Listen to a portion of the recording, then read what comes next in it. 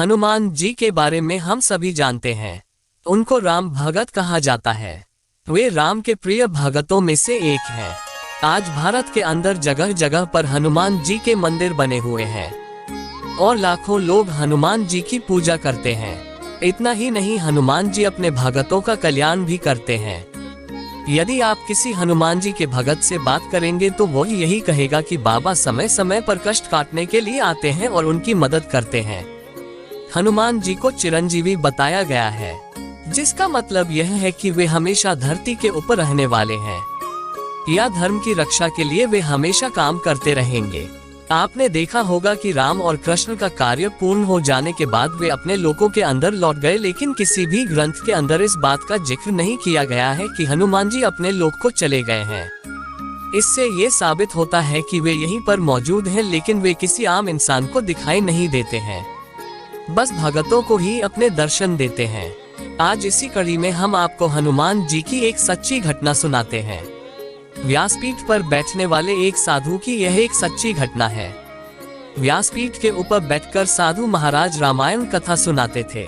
इस कथा को सुनने के लिए बहुत सारे लोग आते थे और कथा सुनकर जाते थे। कथा को आरंभ करने से पहले साधु महाराज का एक नियम था कि वे कहते आइए हनुमान जी विराजिए, और उसके बाद ही कथा शुरू करते थे। वहीं पर एक व्यक्ति कथा सुनने के लिए आता था जो पेशे से वैज्ञानिक था और खुद को आधुनिक समझता था। जब कई बार साधु से यह बात सुनी तो उससे लगा कि यदि साधु ऐसा कहते हैं तो क्या सचमुच हनुमान जी आते ही होंगे। कुछ दिनों तक उस व्यक्ति के मन में चलता रहा कि यह बात पूछे या ना पूछे, लेकिन एक दिन उन्होंने साधु से पूछा कि महाराज, आप हनुमान जी को रोज बुलाते हैं और गद्दी के ऊपर बैठने के लिए आग्रह करते हैं, तो क्या वे सचमुच आते हैं? उसके बाद साधु ने कहा कि हाँ, जब राम कथा होती है तो हनुमान जी आते हैं और राम कथा सुनने के बाद ही जाते हैं।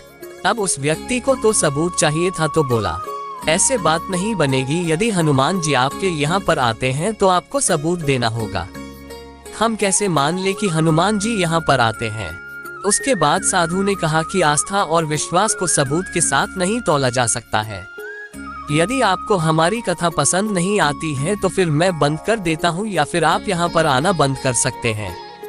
लेकिन वह व्यक्ति इस बात को कहाँ पर मानने वाला था।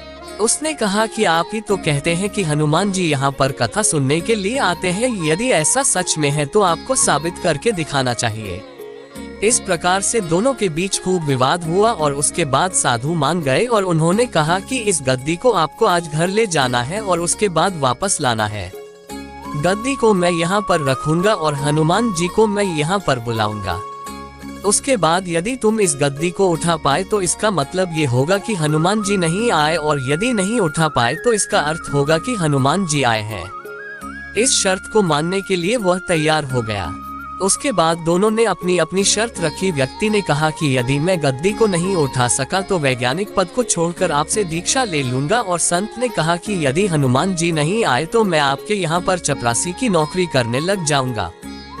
इस तरह की परीक्षा का नाम पूरे शहर के अंदर हो गया और जो लोग कथा सुनने के लिए नहीं आते थे वे भी आज देखने के लिए आए थे।